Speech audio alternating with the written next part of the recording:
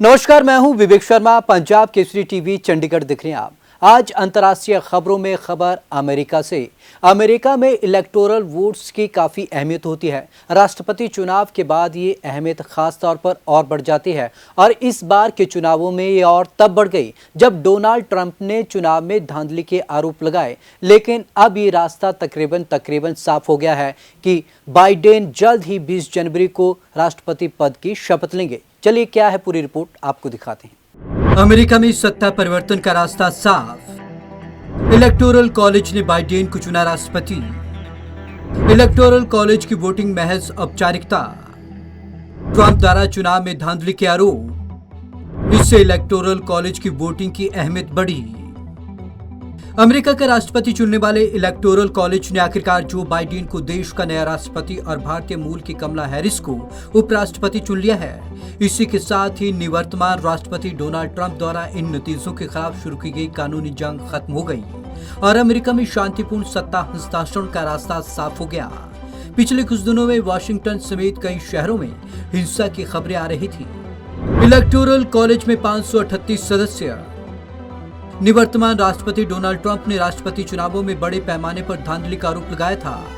Trump के समर्थक देश में कई जगहों पर अदालत का दरवाजा खटखटा रहे थे।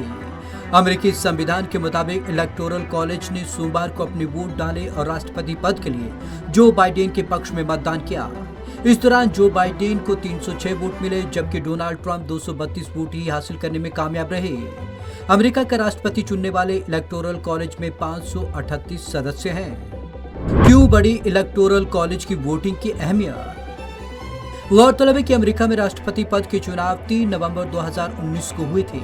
4 नवंबर से इन चुनावों के नतीजे आने शुरू हो गए थे।